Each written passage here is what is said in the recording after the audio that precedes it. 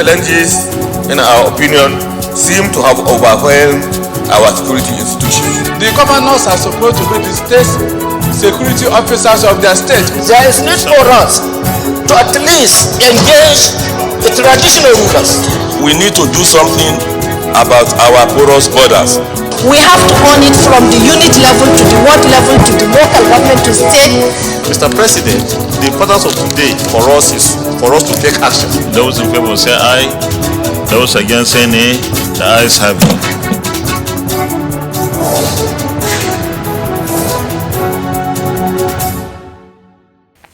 Hello and welcome to this week's episode of Inside the Senate. I am Hussaina Amina Abuki, your host. The 9th Senate was inaugurated around this time 3 years ago on Wednesday the 11th of June 2019. In this episode of the program, we would go down memory lane to bring you some of the achievements of the Senate in the period under review. We also have interviews with some senators as well as some committee chairmen on how the Senate has fared since its inauguration. Join me after the break for details of these and more. Don't go away. The Senate to send a message to the President to reap opportunities from that. To raise a matter of urgent public importance. And we are aware that when this particular motion comes up For a longer term development, arise to second the motion. Those in favor of this prayer say aye. Those against say nay. The ayes have it.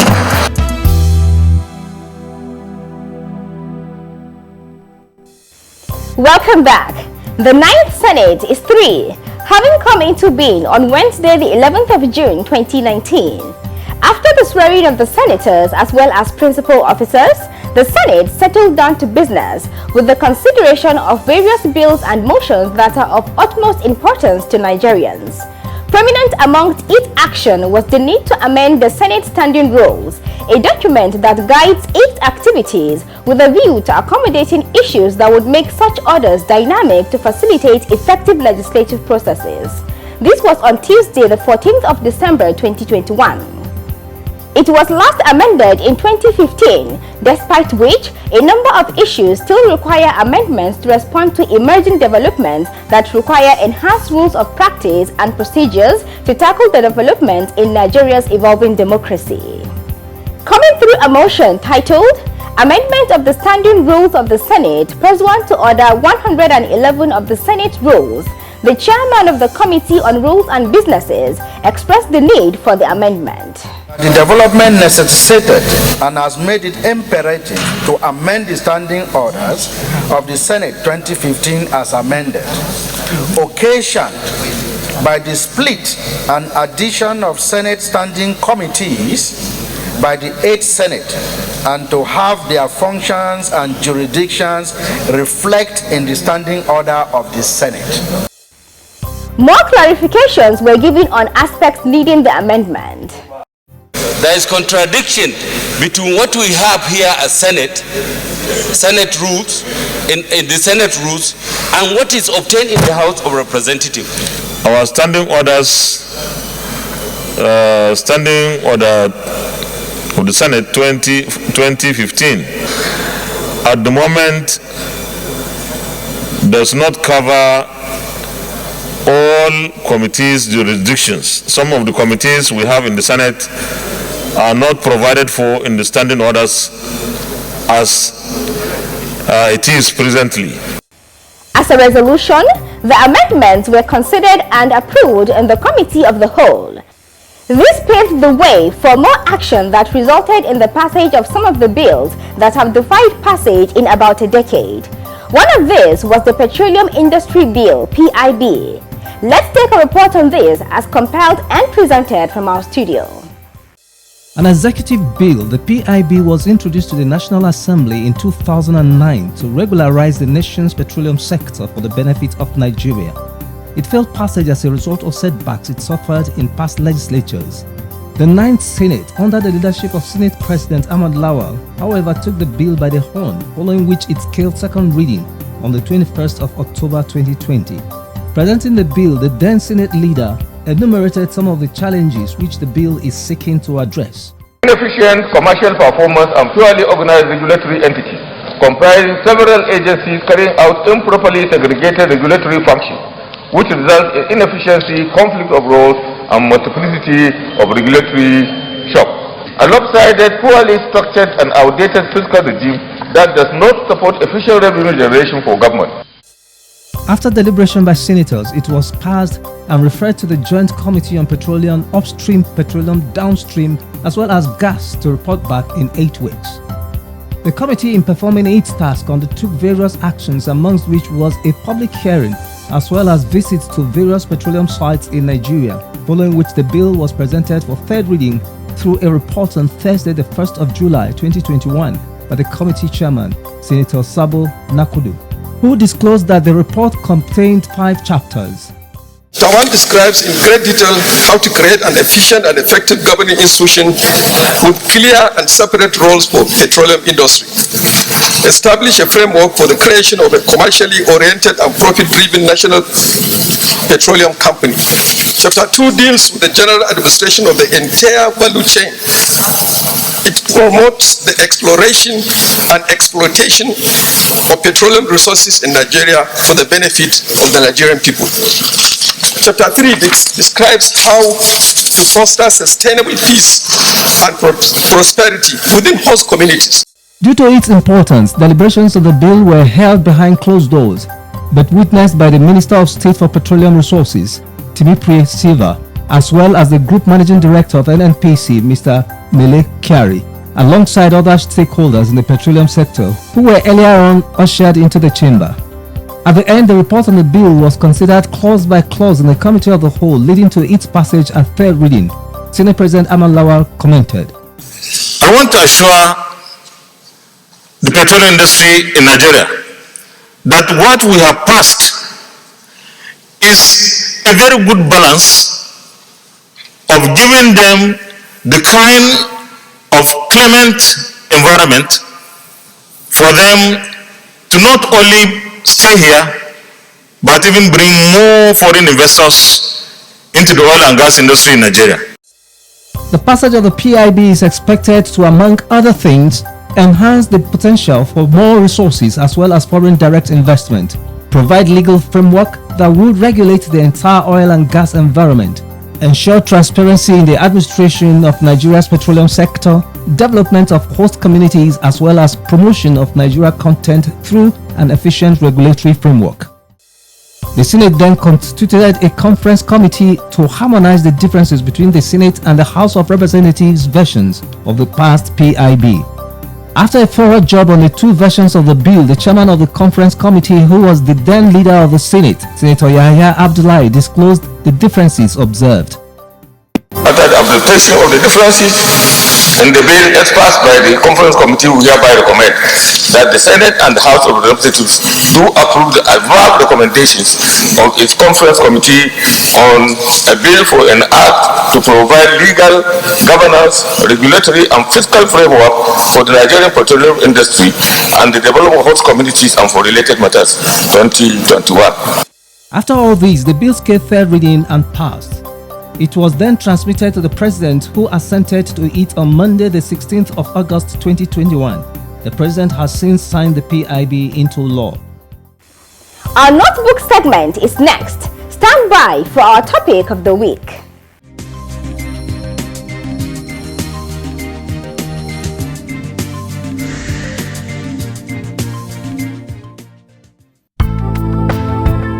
Legislative lobbying is a means of influencing legislative decisions towards a policy or decision.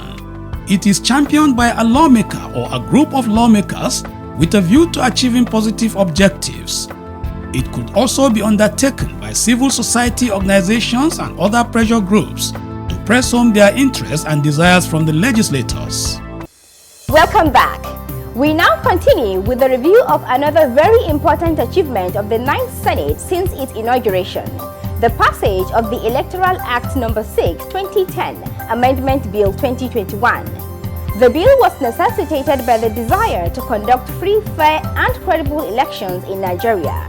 It went through the prescribed stages for passage at first and second readings, as well as a public hearing amongst other things, leading to its presentation for third reading on Wednesday the 14th of July 2021. We have the report of how it went, compiled and presented from our studio. Presenting the report on Thursday, the 15th of July 2021, Chairman of the Committee on INEC, which worked on it, highlighted its main objective. It addresses many loopholes in the electoral system by amending over 300 clauses, which include new provisions in the whole, the amendment by the 8th National Assembly, which was not assented by Mr. President, and a draft proposal from the Independent National Electoral Commission, INEC, as well as input from the retreat and technical committees and members of the Joint Committee.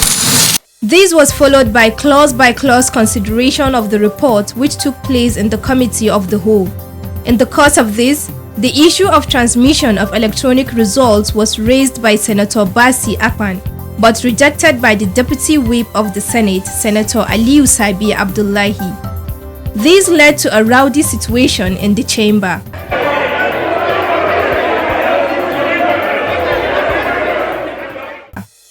After normalcy was restored, the Senate went behind closed doors to deliberate on the matter, after which it was put to vote with the following results. Total votes cast, 80. Those in support, 52. Those against, 28. Those absent, 28. The Senate President did not vote. With this, the bill was passed with the following being some of the contentious issues resolved. Electronic voting, enshrining the smart card reader in the legal framework of elections, as well as regulation of elections expenditure. Other matters still came up, leading to an attempt at another amendment on Wednesday the 13th of October 2021. This came through a motion by the executive titled Recommittal of some clauses of the Electoral Act No. 6, Repeal and Reenactment Bill 2021, and presented by the then Senate leader. After critical examination of the bill, some fundamental issues which require fresh legislative action on the following clauses 43, 52, 63, and 87 were observed. Desirous of the need to address the observations of the committee and make necessary amendments, and relying on Order 1B and Order 53.6 of the Senate Standing Order, this Senate resolves to rescind the decision on the affected clauses of the bill. The amendment also sought to give INEC the powers to determine the mode of transmission of election results, including electronic and manual transmission. These attracted comments. This move will certainly make it possible for good politicians to come in. We are focusing on some aspects of this and leaving the most critical one. So I want to thank the leader for amending 43, because 43 now makes provision for acceptance of electronic voting machine and electronic or transfer of results, which means results being transferred either electronically or physically. I seek to disagree with the amendment of clause 87, which has to do with party primaries. We all agree that some of us have problems with our governors, but that should not tie the party to only one choice. We must give the party opportunity to practice democracy. Democracy is all about choices. If we tie the hands of the political parties to only direct primaries, it means we are not giving the parties the opportunity to practice democracy. The amendments were eventually considered in the Committee of the Whole and the bill was passed. After passage, the Electoral Act was transmitted to President Muhammadu Buhari for his assent.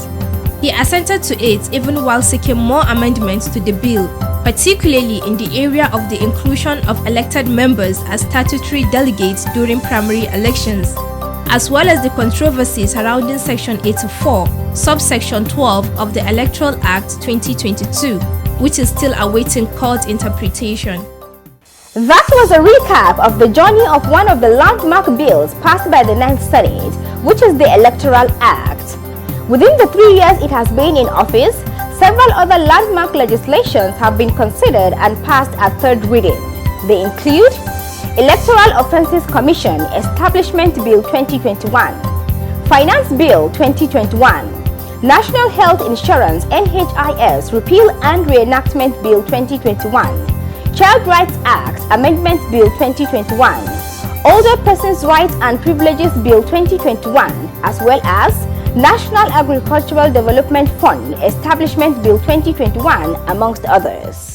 Some lawmakers in various interviews gave their opinions on how the 9th Senate has fared in general. We've tried as much as we can to bring unity among the senators, the 109 senators, across bipartisan line. As National Assembly, we've tried to do our best to get the country going, to provide good governance. We are doing this not without challenges. Of course, the country, just like many countries in the world, is facing security and economic challenges.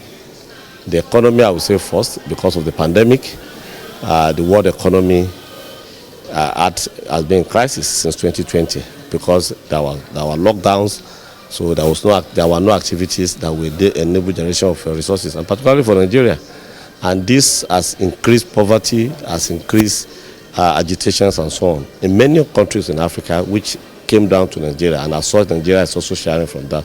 I think the 9th Assembly have done well, given the bills that we've passed, given the issues that we've paid attention to as they came before us on a daily basis. Most importantly, what we've done that is very important is to change the budget cycle, which was a major issue in running the government of this country. Let me start with the PIA, the Petroleum Industry Act.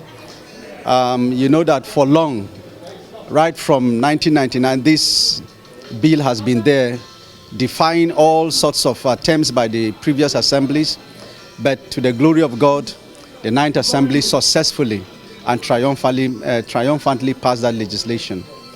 The Electoral Act has been another legislation that one would say is a plus to the 9th Assembly. The Finance Bill, another critical legislation that is intended to shore up the revenue base of the nation.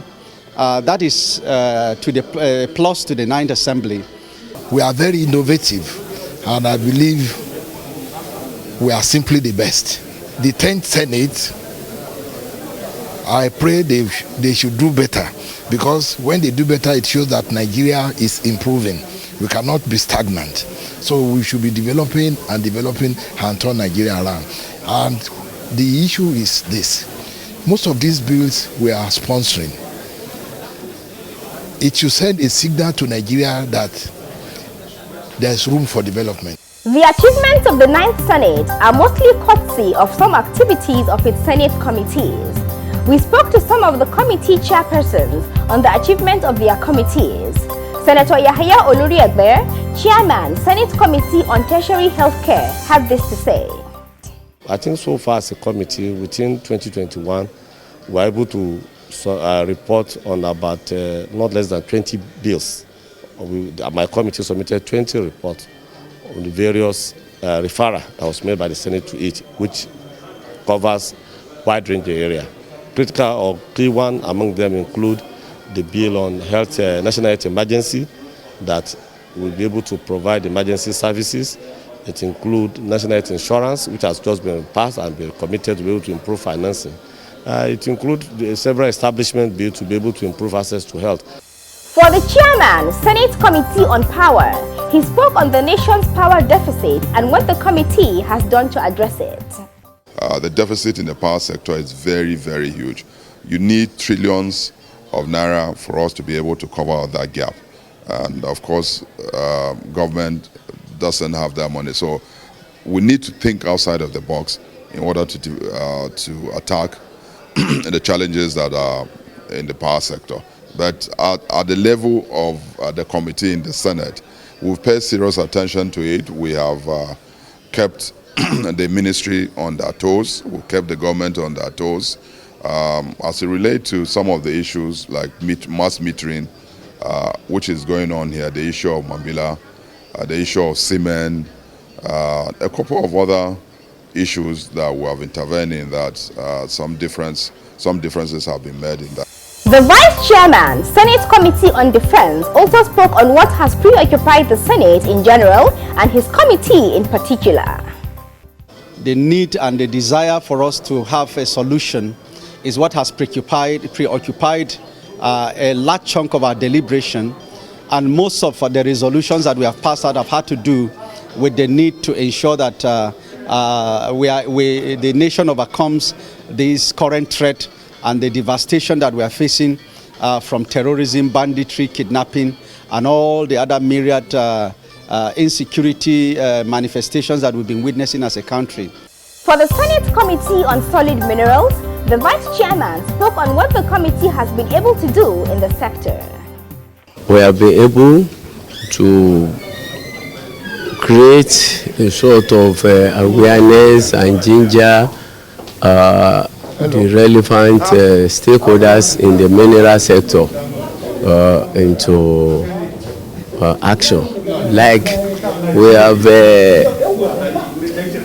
sponsored a bill similar to that of NNPC, which will enable the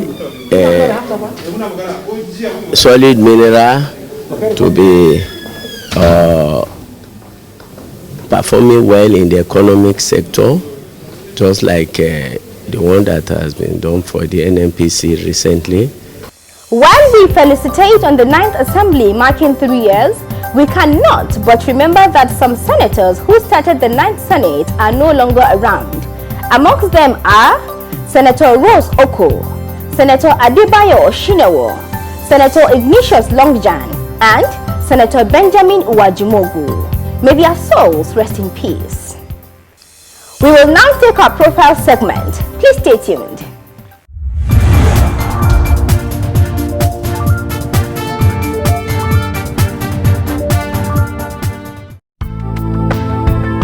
Senator George Thompson Sekibo represents Rivers East Senatorial District under PDP. He attended St. Martin's Primary School, Ogu, Rivers State, for his first school leaving certificate in 1975, as well as Government Secondary School, Ogu, for his West African School certificate in 1980.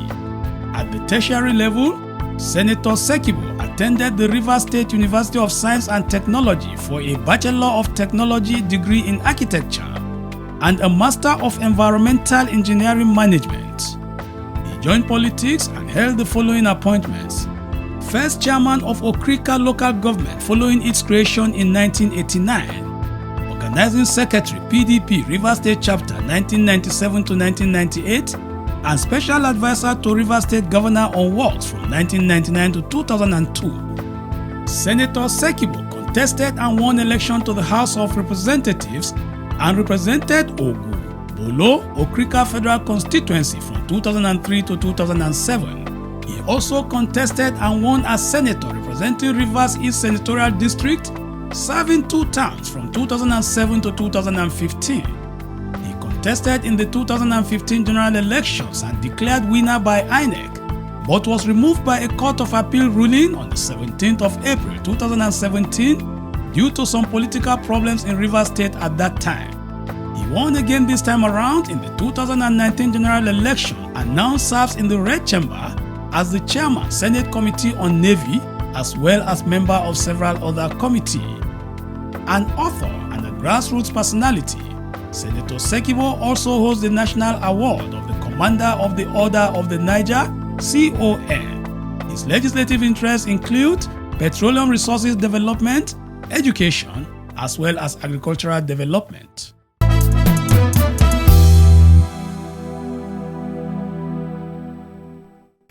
This is where we end this special episode of Inside the Senate. As the stage is being set for the 2023 general elections, Be sure you have your permanent voter's card so that you can proudly participate in the process to elect our leaders. Until I come your way again, stay safe and thanks for watching.